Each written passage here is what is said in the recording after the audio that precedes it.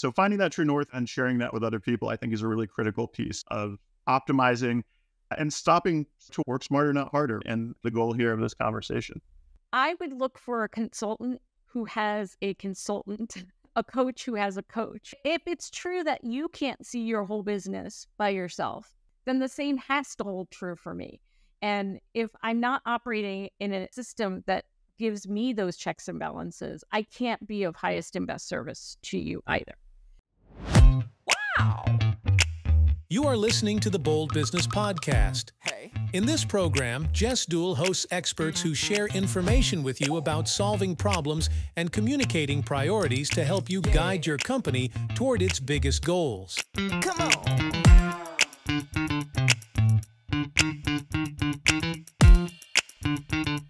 Hey, you know what? This is such a cool thing. I am trying something different. I'm trying something different with my friends, Christy and Quentin. And let me just tell you this. It's different because we're live, and I haven't done that in a very long time. So welcome. I hope everybody who's jumping in from Christy's pages and Q's pages and my pages has the time to sit and listen in the background. And if not, come back later because it's going to be important.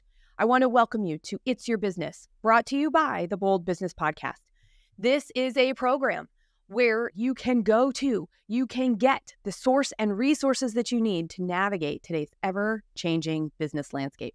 I'm your host, Jess Dewell, and on each program, we get real, really real, about current business challenges and triumphs. Let's get ready together to lead with depth, understanding, and achievement. All right, I have to tell you this right now. Today, we're going to talk about, what are we going to talk about? We're going to talk about we can't work any harder, so now what? We've all been there. We may be there right now. And with that in mind, I asked Christy and Q to come with something that we could share. So you'll go away with 3 things.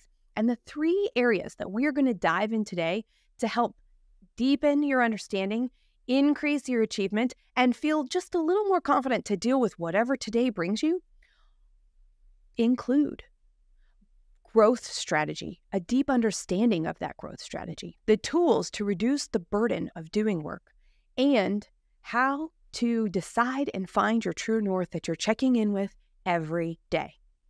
Why? Because it's your business and you can't always work harder. And we're here to talk about the so now what. Okay, I got to tell you, let's do. Welcome Christy, welcome Q. We've got to introduce ourselves to everybody. So we should probably just start right there. Sounds good. I beat you to the punch, Q. I'm Christy Maxfield, President and CEO of Purpose First Advisors, and we help you build, grow, and exit your business on purpose. So we work with great people like Quentin and Jess and other colleagues to make that happen because entrepreneurship and business ownership is a team sport. And we love talking about the real. That's generally how we roll. So that's me. That's Christy. I'm Quentin Ortega, founder, lead consultant with QCO Consulting.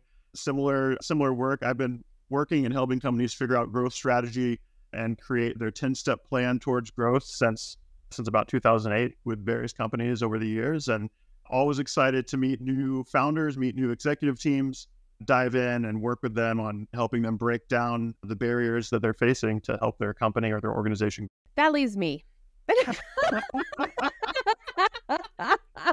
Follow up those 2. No, how do I do this? See, I am in such great company today. And in fact, I love being in panel discussions and in groups where we're having these conversations to just learn. And here's the thing. I'm a business consultant and I specialize in strategic growth, specifically around what does it mean to have a strategic plan? How does it tie all the pieces together? Because we've got to look out 2, 5, 10 steps ahead to have that multi-year plan to thrive over time. And it's a grand experiment. What I've learned over the 24 years that I've been doing this is that it's a grand experiment. So Red Direction is really working with the founders, executives, boards to understand what the elements of the experiment are. Where do they want to try and grow? And understand that it is trial and error and that failure is part of it, but so is success. And the challenges that come with failure and success are often similar, even though we don't really want to look at them that way. So that's what we're doing in terms of increasing our capacity with which to look at things, see into the future so that we can act right now well. And I did sell my first business early. I did have a lot of other failures in between. I have had stunning failures in addition to great success. And all of that experience really comes down to the perspective that I bring. This concept of I will see things others miss, not only because I've been there, but because I'm willing to stop, step back, and ask a question to stir the pot. Let's just be real, to stir the pot and to be able to go forward and be curious and understand coming back to our big experiment. And that's what we're doing over at Red Direction. And I love to be here and learn with and from both of you today. Thanks for having us. I want to say I love stunning failures as a term. I think that more people should celebrate stunning failures. I think that's a valuable lesson. If you're going to fail, do it stunningly. Do it big if you're going to go big. See, that's right. That's right. Oh, I got both. Oh, that's hilarious. Oh, man, I'm telling you what. Okay, so in these areas that we are looking at, in the three things that I talked about earlier, and I'm going to repeat them so everybody knows so we can keep track of this. Understanding deeply our growth strategy, choosing the tools that reduce our burden, and finding our true north that we're checking in with daily. That is what we're going to talk about. So starting with that high level, that the growth strategy, understanding where we're going and what we're coming from and what we have. Actually, reality is when we understand exactly what we have, much better opportunity to be innovative and creative. And to understand a growth strategy deeply, it really means that we know the direction our company will go. Regardless of what's going on around us, we know where we're going. And then the way that we as a company identify to do that, then we go out and how do we stay market relevant? How do we understand to continue to be of service? And we as a company are defining and ensuring our success because we'll be around in the future. And sometimes our baseline is we want to be around in the future. And then from there, we can understand what does achievement look like. And we forget that. And that's really what a growth strategy truly entails if you were to just put it in a little box. I love a little box. You know, I love a framework. I agree. Yeah. I love a good framework. And I love the idea of keeping in mind that you need to keep looking at where the future goal is right now, right? Christy and I have worked with clients who are looking at an exit, right? Which creates a very different day-to-day than if your goal, like you said, is to just be around in the future, right? That's a big piece of it. And being around in the future may mean orchestrating your exit so that the company exists with or without you. Because there's lots of ways to exit, including closing the door and shutting out the lights, right? So if we're building something that, as you said, our clients really value and we're of service to them, ostensibly, we want to be of service to them regardless of whether or not we're at the helm. I often tell clients, going west is a nice direction, but I can end up in San Francisco or San Diego. Those are two very different locations. How I choose to get there, when I know I'm in the right place, that specificity matters. And that knowing where you're going, even though many things are going to change between point A and point B, is incredibly grounding. And it gives you a decision-making matrix. You can start to say yes or no. Am I going to stop in Boise? How far off my path is that going to take me? Is it worth it? My husband's the king of the side trip. I'm not. I like the shortest distance between A and B. He sees the signs on the side of the road and we're going to the ball of yarn. That's the... ball of yarn. And he seeks them out, right? All you can't get to from here, he's on it. I think between you and the West Coast, you could see the Stonehenge made out of cars. You could see the biggest ball of twine. You could stop by the city that is dedicated to the Wizard of Oz. Oh, yeah. Yeah. Yeah. And if I get to the right place when I'm west, yeah, okay. Yeah. It's interesting because I agree with all of that. And I would add that when we understand what our growth strategy is, it allows us to know what work is important. And I think first and foremost, we all are looking out and seeing what else is going on. What else could we try? How could we improve? And sometimes that actually is disguised as big distraction that takes us off track. And we may not realize we're off track. And so understanding what our growth strategy is a way to have that feedback loop of going, maybe I went too far. We've stayed at this stop a little too long. We probably might want to consider changing direction. And regardless of what everybody else is doing, we have our own work because we have our own unique selling proposition, because we have our own unique goals, because we have our own unique ways that we want to solve a problem and be of service ultimately to others. And to have it be of service and be valuable, that there is an exchange of time, energy, and money with us in our work. And that's really, I think, the first part of what a growth strategy allows from my perspective. And going back to the idea that I can't work any harder, really going and knowing deeply where you're going means that you will be able to take some things off your list. And you have to be willing to do that. Like, you have to be willing to make the choice and live with the trade-offs, because you can't do it all. Yeah. A lot of the companies that I work with, I joke with them that they have the shiny key syndrome, right? Like they see something shiny and they kind of chase after it. And like, the interesting thing is, like, that mentality is actually part of the requirement to be a good business leader, right? Like, you do actually have to pay attention to the things that might be opportunities and look for those. But I think using that growth strategy, always referencing back and checking and saying, hey, is this in line with where I'm going? Can keep you more focused and not just all over the place. Focus is key. Okay, so I was reading this thing the other day, and this might and I don't remember the context. All I remember is, Q, that now that you said this, discipline might not get you there. What's your reaction in relationship to what we're talking about right now about that? But consistency will. So, like, discipline is this idea that I will do it 110% every single time. And if I can keep doing the same thing, regardless of how much effort I can put towards it, if I can keep the ball moving, I think it will get you there. And you don't always have to be the one doing it either, so long as you're the one making sure it gets done. Yeah. Yeah. I think that it's the same as, I often reference other things outside of business to do this. It's the same as, like, when somebody's trying to start working out, right? If you're not somebody that works out a lot, like, you just need to do one sit-up a day, right? Or 5 sit-ups a day, whatever it is that doesn't turn you off from doing it, so that you come back the next day and keep doing it until you build that habit. And I think that building successful growth strategies is similar to some extent, right? You need to start small, start with what doesn't scare you away from some of the change, and slowly increase the reps as you build the habit. And in doing so, you create longer term impact, but everybody wants to see impact right away, because that's another business owner trait.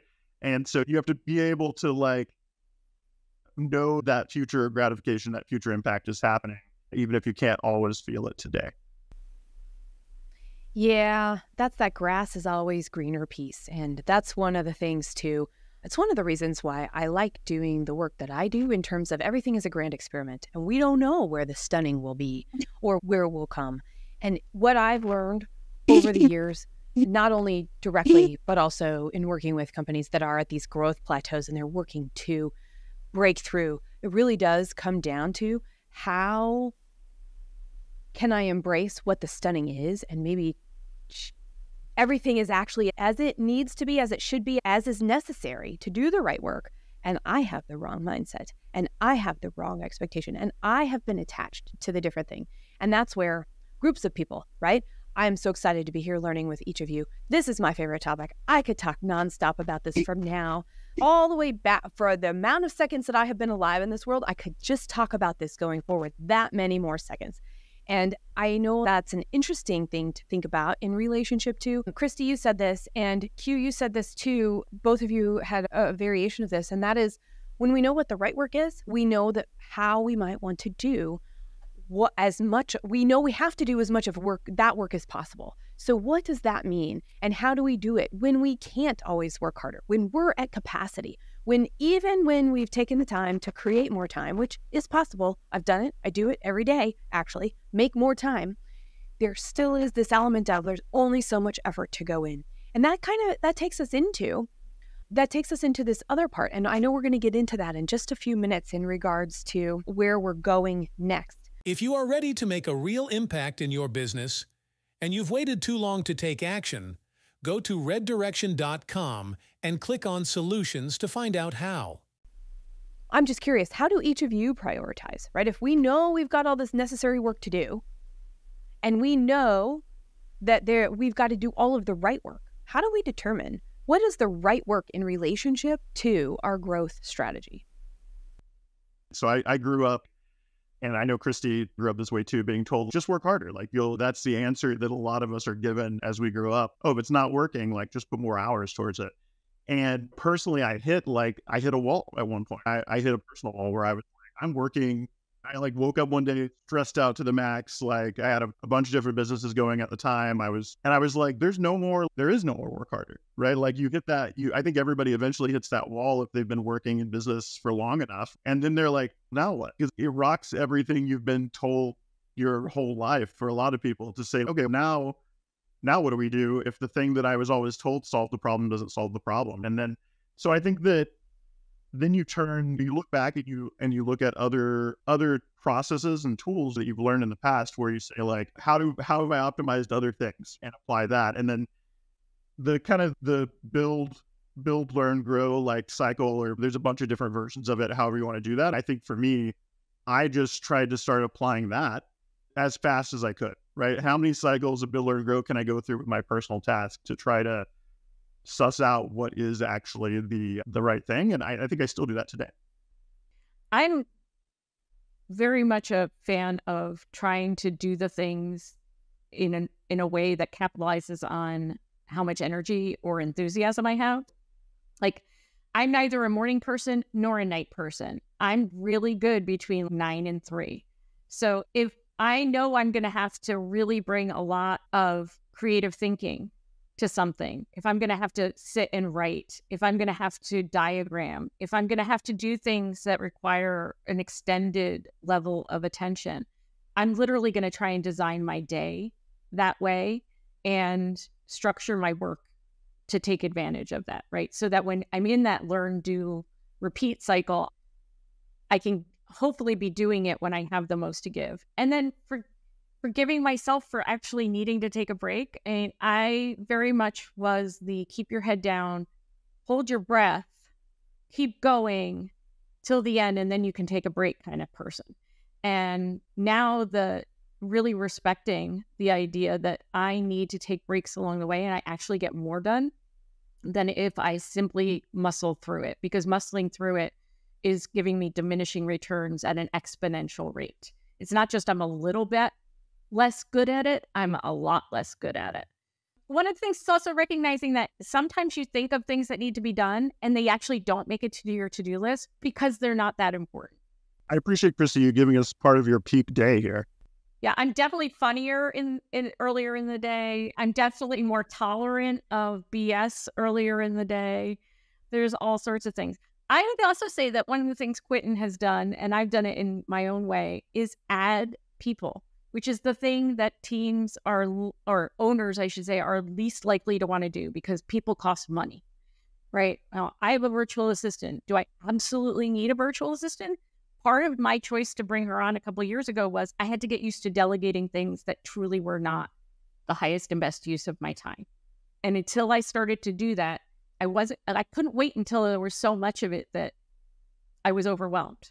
And it was still necessary. Like scheduling all the meetings that came in, reading requests that came in at the end of the year. I could have spent a week organizing my calendar, and thankfully Heidi helped me do that. But also we've tapped each other. We've brought in additional team members as we've needed them because sometimes two brains are better than one. Always. Hands down, always. Working in a silo never works, which is one of the reasons I ended up doing what I am doing. And I love every second of it because I get a chance to learn. I can be creative. And it's interesting how dialed in you are to your energy management, Christy. I also know mine for the most part. And every once in a while, I get surprised. So I'm even breaking my own rules around that now and again. And that is actually what I would say about prioritization, thinking about this. I get so stuck in a routine that I forget that there's some potential drag there. And you both have mentioned you got to let go of the stuff that's not important or delegate at what's only necessary. Unless we know our growth strategy, unless we know the direction we want to go, unless we are clear with what we are offering, how we want to offer it, and the impact that we want to make, we actually can't do a good job of any of the other. We don't know what to say yes or no to. and the frameworks and the decision-making process and all of that actually ties into what this is. And I know it seems, of all the things we're going to talk about, it seems the one that's the hardest to grasp or to go, here's my checklist, and then it's done at the end. Yeah, think about what you did in college. If you went to college, think about the last class or certification that you took. Think about the last book you read that was inspiring to you. It doesn't have to be formal education. It can be any of those things. Anything that created an inspiration that made you double down on something you really care about, or you fully believe in, or you know is important. I bet you it's part of your growth strategy, not only in our work world, not only in the professional world, not only in the exchange of value and services, but also personally, because it lights us up. It gives us energy. It tells us, even when things are hard, it's not as bad as it's not bad.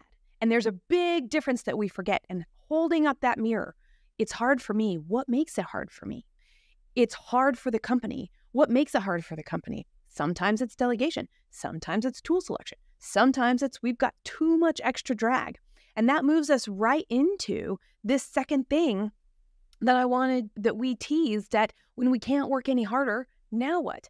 And that is that we have tools available to us to reduce the burden.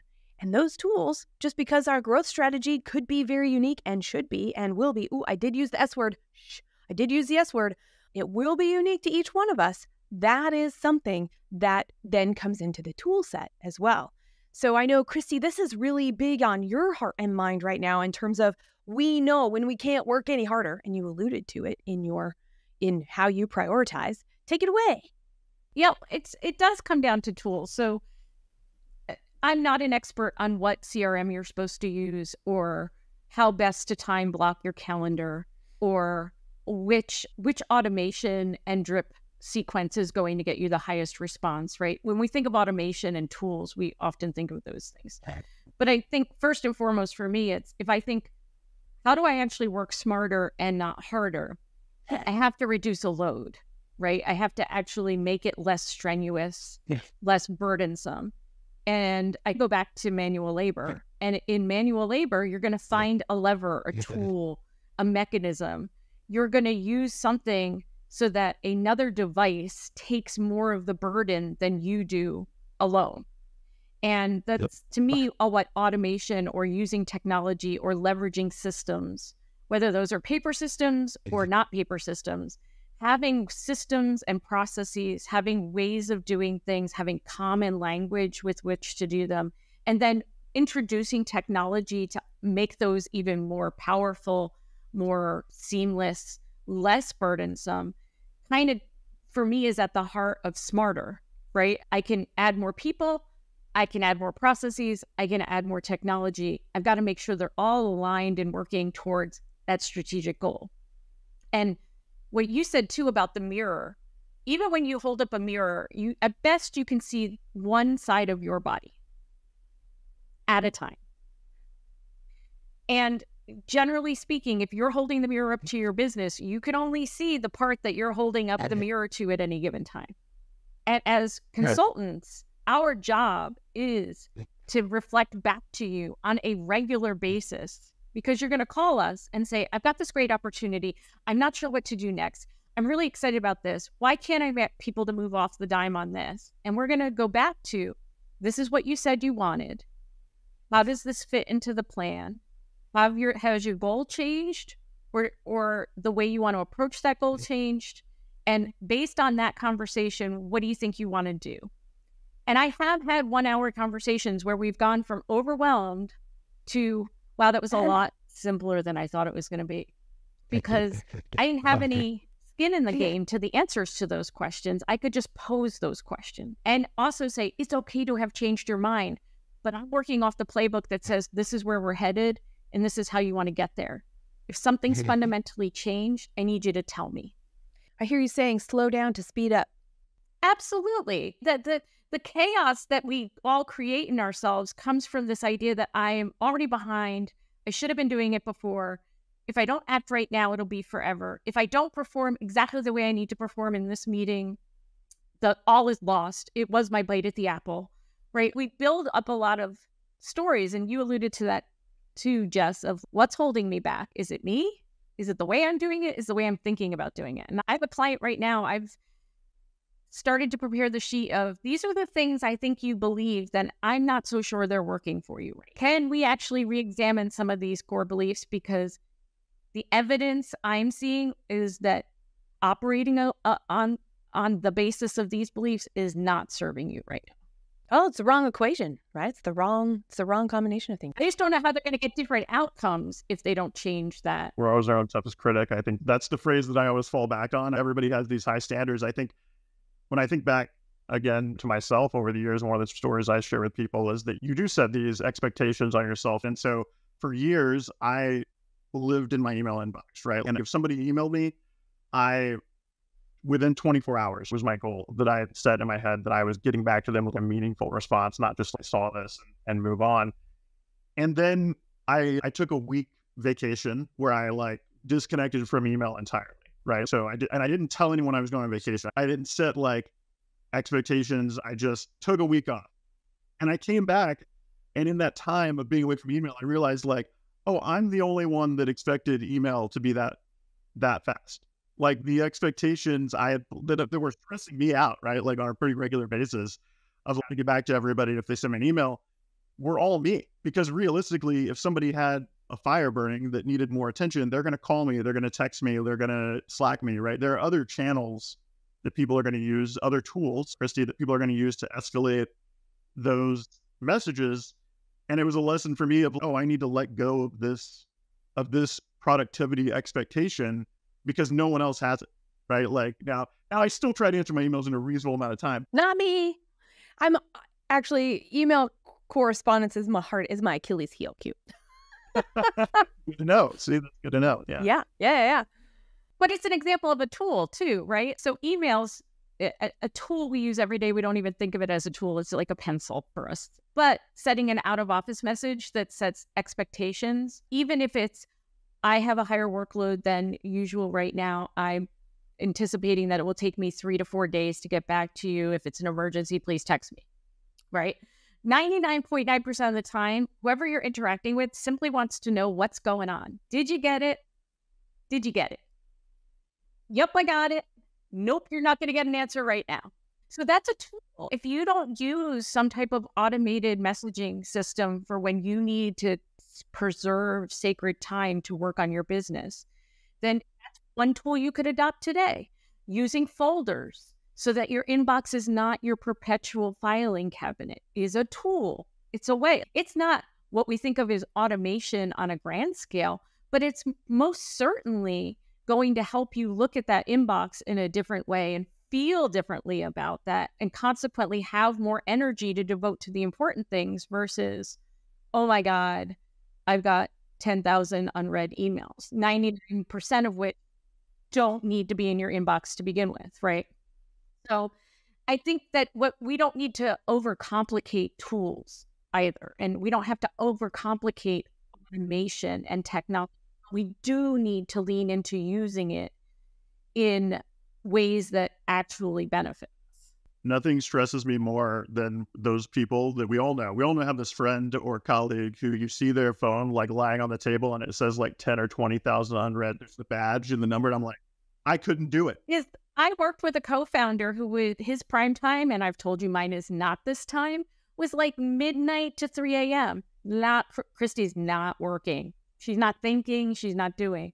But as I would go to bed, the thing would start to bing. And it would give me stress and anxiety, even though I knew he wasn't expecting a response. No, it doesn't bing when I have an email, because I am fully capable of opening this up and hitting that icon and seeing how many are in there. It doesn't, I'd really minimize my notifications simply to be able to reduce the stressors that make me feel like I need to be working harder versus working smarter. You know, what's really interesting is I think about this and I'm listening and I'm thinking, oh, you know what? This ties into our growth strategy and it ties into those highest priorities that we have. Because if we have an expectation of answering emails a certain way in a certain time frame, and when they come in for responsiveness, what is that actually taking away from?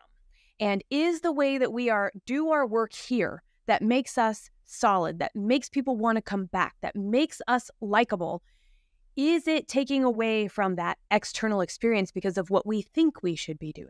And I recognize that, yes, we can use tools to help. We can also accidentally erode what we're trying to do.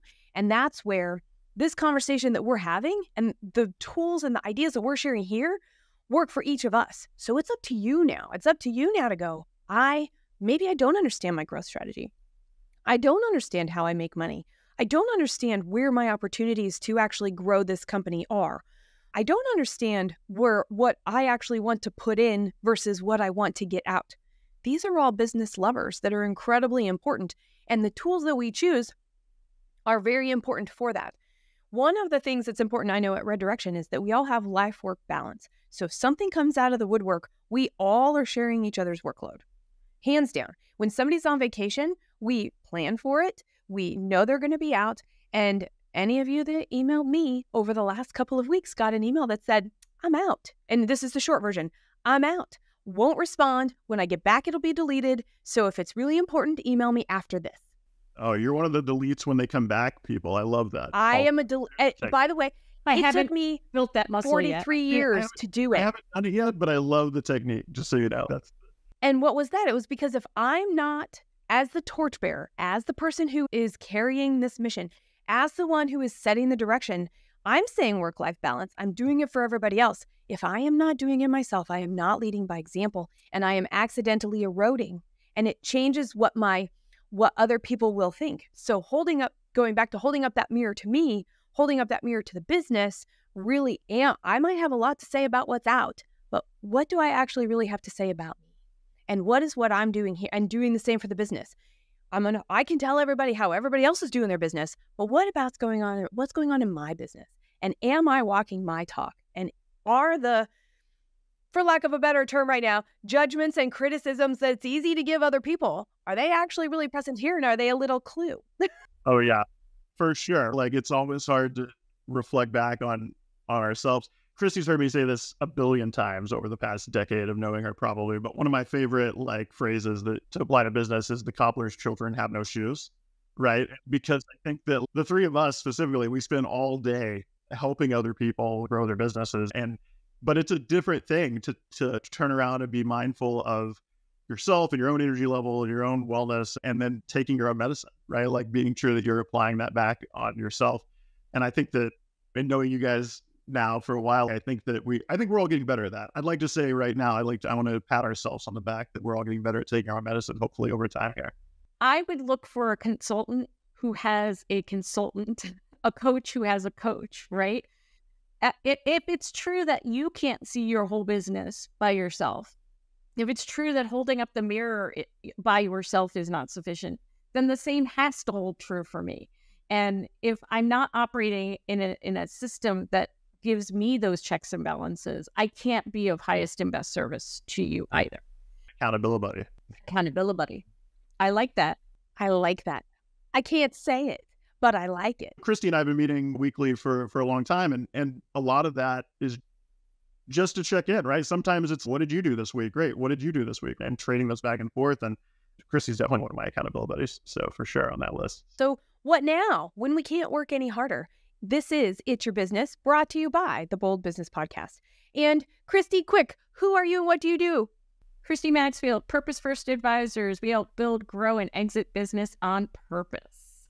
Q, who are you and what do you do? Quentin Ortega, QCO Consulting, helping companies break through the barriers that are holding them back from growing. And I'm Jess Dewell, host of the Bold Business Podcast, founder and managing director of Red Direction, where we look at all the rules there are and we break them together to grow. As we're working with all of these things, and as we are taking that short break, right? We just did a quick reset. Hey, don't forget you're here. This is why we're here. I love the conversation we were just having. We've talked about the importance of a growth strategy, slowing down to speed up. We've talked about the tools, holding up the mirror and having somebody else to help hold up mirrors for us so we can see as many pictures as possible. And now we've got to talk about the true north. We've got to talk about what do we check in on every day? So a lot of times when I start working with clients, we've talked a lot here about tools and processes, and everybody knows time management, and I got to live in my calendar, and I have to use a CRM, and I have to because everyone knows and talks about that, I feel like by the time someone talks to one of us, a lot of times they're like, oh no, I have those tools. And I'm like, great. I see that you have paid for the subscription, right? That's often the case. They're like, no, I'm paying monthly for HubSpot. So guaranteed I have a CRM. And I'm like, great, but does anyone use it? And they're like, oh no, along the way. And so I think that try to start helping people see is finding what I call their true north or their gold standard for their task prioritization, for their day, for what's driving them, right? And I think that kind of revolves around, and not only for themselves, but for their team, right? So I see this all the time where if you have a CRM and you have, let's say, a ticketing system like Jira, and you have Slack, and you have email, and you have all these things. And so when you sit down as a business leader to grow your company, to try to focus on and remember these high-level strategies that Jess was talking about and everything, and you pile all these tools on that Christy was talking about, it gets lost, right? Somebody sends you an email, and you click on the link in the email, and that email takes you to here and there. And then before you know it, you're in Wikipedia, like researching. You're like, what was this? Hold on. And that was like a valuable 5 minutes of your day when it comes to time management. So I think that what I work with people on is saying, okay, what's the thing that works with how you work, right? Like, so for me, I tell people I live by my calendar, right? If it's on my calendar, it's going to happen, right? That's number one. Probably after that is my email inbox. So like my email inbox is somewhat of a to-do list for me, right? So I go through, and if you send me an email, I'll get to it. It might, as we just discussed a little bit ago, it might take me a while. I won't get to it in 24 hours, but I will get to it. And then after that is these other tools that start to flow in. And I think that knowing what your gold standard is, mine being my calendar, is good, because then I check my calendar first, always. I sit down on my computer, the first thing I do is I look at my calendar. My team around me, if you have a team, they also know that, right? So they know if they need my attention, if they need to know what I'm doing, or if they need to know what I'm focusing on, or where I am, where I'm located, those sort of things. They know that they can check my calendar, and it will be the true north. It'll be the gold standard of what Q is working on, what Quentin's working on for that day. And so I think knowing that for yourself, and then also sharing that with your team, can be super impactful and help you to, honestly, just to not get lost in the noise, right? Because we all are being pulled in a billion different directions all the time. The other example of the analogy I give to people is, if you're putting up all these systems, all these tools, it's like putting up walls in the foundation of a building, right? Like you're building walls here and there. But if nobody came in and said, this is the point we're going to start measuring from, that true north point, the walls start to fall down because they're not attached to each other, right? You can put up a CRM over here, you can put up your email over here. But if no one has said, but here is the corner that we all measure from, then it's going to be a mess. So finding that true north and sharing that with other people, I think, is a really critical piece of optimizing and stopping to work smarter, not harder. And the goal here of this conversation. So what's your true north? That's what I'll ask you to while we're here, right? What is your gold standard that you and others know that you look at, right? So that they can set that expectation for you. It's my calendar, very much. And I actually I also schedule time to do the work, right? So one of the reasons I very reluctantly use a Calendly link in some situations is because I don't want you just popping on my calendar. I don't want to have a random, I thought I had a half hour here and now it's full. And I also know which things I can move and which things I really can't move. That's not a meeting with another human being, but it is a meeting with myself to get this thing done, to have the meeting with a human being. I find that people often say, I'm not really busy. I guess if you actually need to do something, it is time bound. It has a deliverable. It requires you to be prepared. Preparation is pretty much the whole game, not just part of the game. Showing up prepared takes a lot of stress out of things. If you're not creating space in your calendar, if you're not reverse engineering where you want to be in 90 days and figuring out if that's true, then I better make sure that I post these posts, send this newsletter, schedule these meetings, follow up on these proposals. And if I haven't built time into it, I can definitely fill the time, but I'm going to be running around feeling really stressed out and unprepared.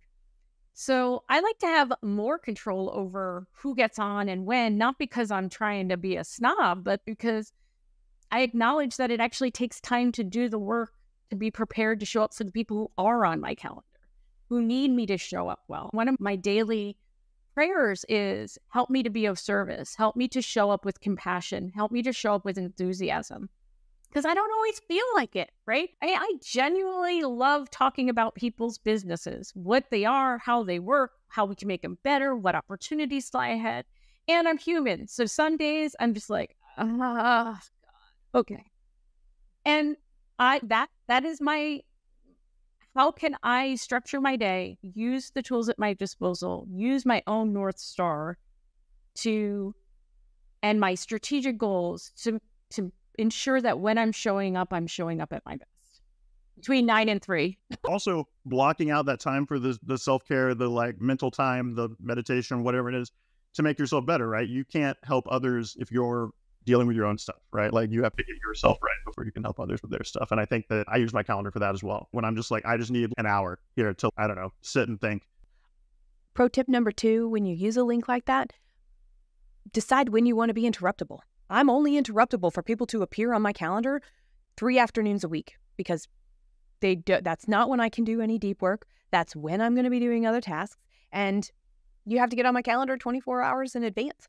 By the end of my workday, I want to know what's happening tomorrow. And I've done that through my scheduling links. So in the events where I don't want to go back and forth 10 million times, I'm just like, there it is. And I know what those days are. And there's a little behind the scenes color code so that I remember, don't plan a client meeting here. Or when I do, I'm taking away from this opportunity. Or, oh, this would be a great thing. I have to work on this and it's okay that I get interrupted here.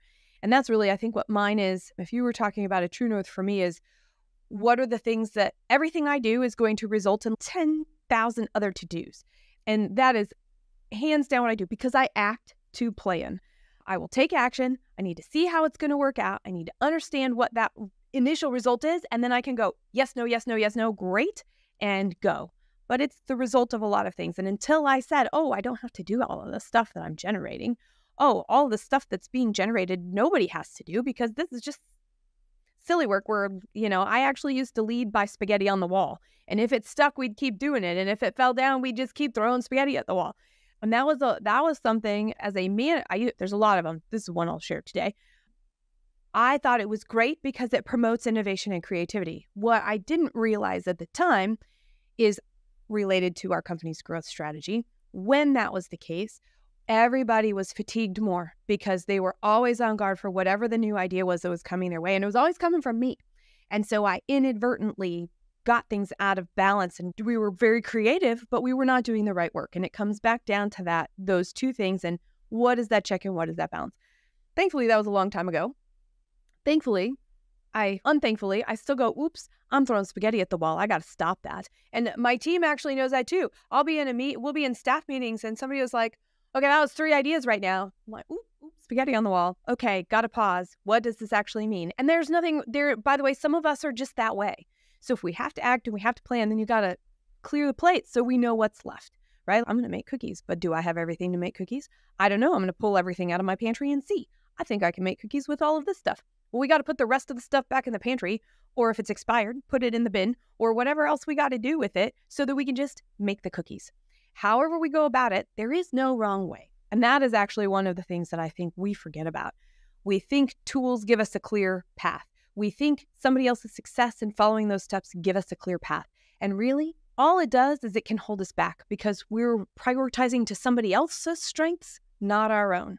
We're prioritizing to somebody else's capacity in their company, in their organization, in their reach, where they're at in their world. Are they 10 years in? Are they 25 years in? Are they 2 years in? And when we compare ourselves apples to apples, we accidentally get off track. And so that's actually something. Acting to plan is awesome. I'm all about that. Get rid of the extras. And then day to day, I have just 3 things because I know there's stuff is going to come up. People are going to want my time. I want to be accessible. And sometimes those 3 things might be 3 personal wellness, personal care, time out, self-care things. And the whole rest of the day is interrupted by everybody else. And that's okay. And there's definitely, I have a cycle that I would say, not a daily thing, but more of probably a 6-week cycle that I'm like, ooh, I know about this time I'm going to be really creative, or I have space to do that kind of thing in my calendar. And I will shape that and be okay with, I might not eat my vegetables every day, but as long as I'm eating the rainbow once a week, I think I might be doing okay. And there's something to be said for just owning that it's all good. It's all good. 3 things, lots of stuff I discard and say no every day. And that has been a challenge because I like to be of service, because I like to be able to show up for people. And I don't think I'm a people pleaser. I used to think that, but I don't think I'm that. I just like to say yes, and I think I like to be helpful. But saying no actually makes me more helpful. And saying no actually has moved mountains that much more. Yeah. And actually, if you're helping somebody who hasn't asked for help, it's a disservice to them and to you. So I also find leaders who say, I don't want to ask so-and-so to do this because they already have too much on their plate. And 9 times out of 10, the person perceives it as, you don't trust me, you're working around me, you have some other thought going on in your head about me that's not good, because we never think that other people think good things about us. And your attempt to protect this person actually backfires, and you've put more on your own plate than you needed to. And what I hear under all them, whether you're starting with your growth strategy, choosing a tool, using a tool, making one of those tools your go-to, you have to make choices. And there is a perception that if I don't make choices, I can play the field. And then when one of those things becomes more, I can jump on it and do it, and I won't be locked in. In fact, making no choice is a choice. And you're choosing not to focus your energy. You're choosing not to make strategic decisions. You're choosing to chase after all the things. You're choosing to work hard. And there's actually nothing that says that when you make a choice, you can't change your mind and choose something else, which is at the heart of Jess's act to plan. Make the choice. You can't go to the movies and go ice skating. Choose one. You walk into the movie and it's not rocking your world, you can leave and go ice skating. You can also send the food back. You can, but I was with somebody once. We must have gone through 5 rounds of eggs, and I was like, I'm ready to go. I don't know how anybody else feels, but you can make a different choice, right? It's not forever and ever and amen. There are very few. Like, being a business leader is making decisions. That's what everyone's looking for you to do. And to make them confidently, even if you're not sure. Focused on growth? Listen to more programs like this which support the challenges and opportunities you are working with right now. Search Bold Business Podcast for the key terms at reddirection.com or your preferred podcast listening app. We showed up because we can't always work harder. And what could we do about that? And that's the conversation we've been having today. And we talked about 3 areas with which our listeners and our watchers can start thinking about it. They can think about how well do I know my growth strategy, and am I able to prioritize work for that? They can look at the tools that they're using and say, are these the tools that actually help me lighten the workload and get the necessary work done?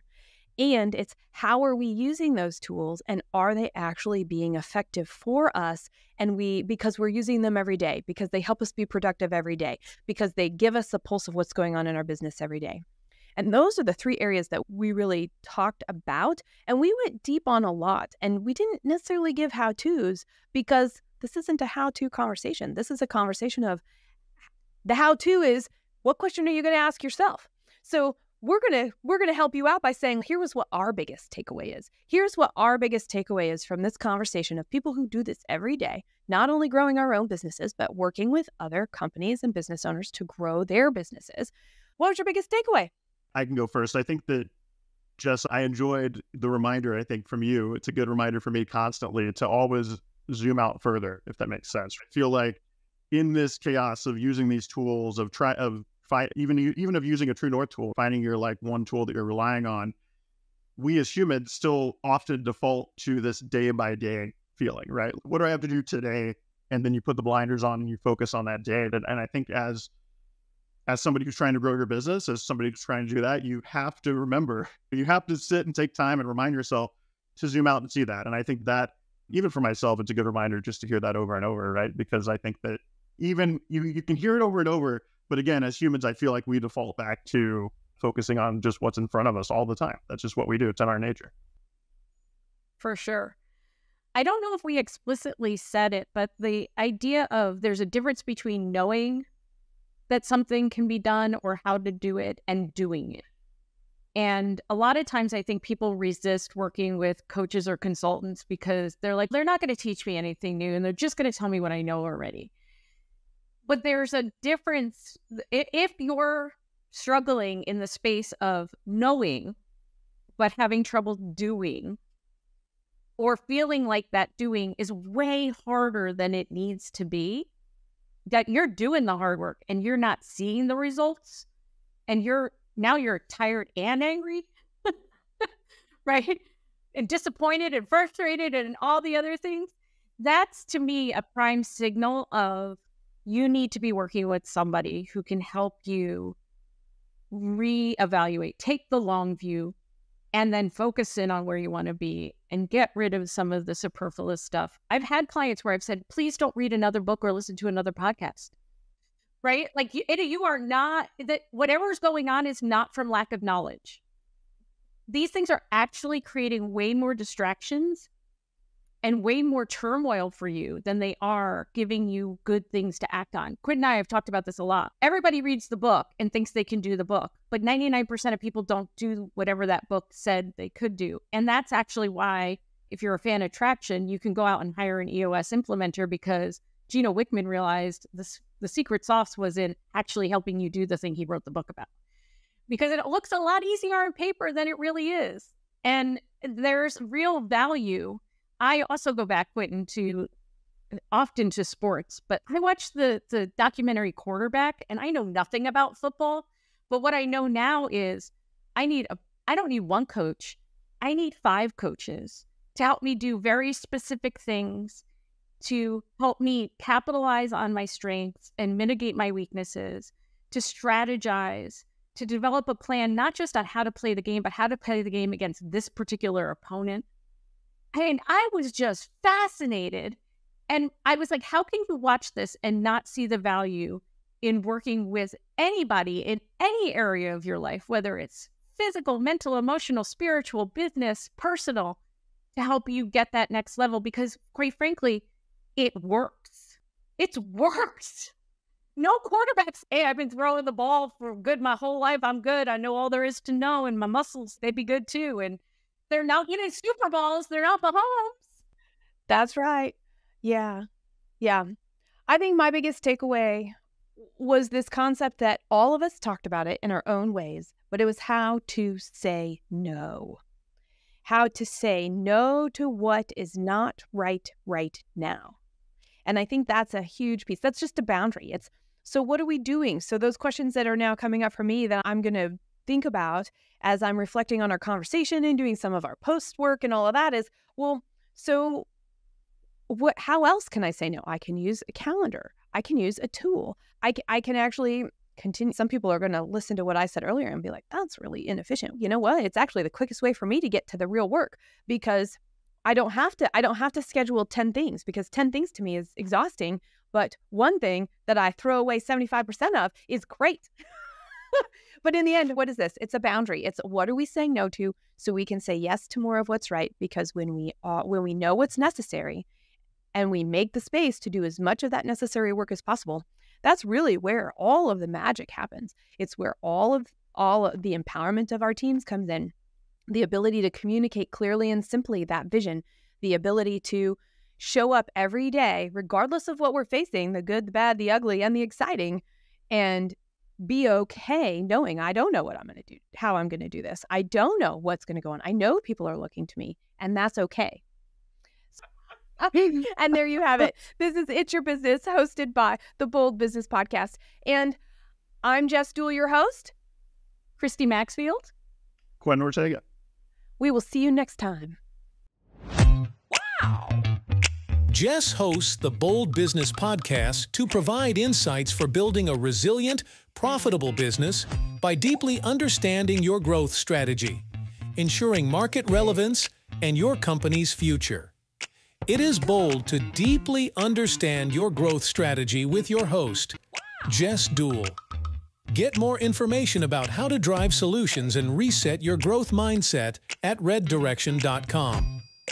Thank you for joining us, and special thanks to our post-production team at The Scott Treatment.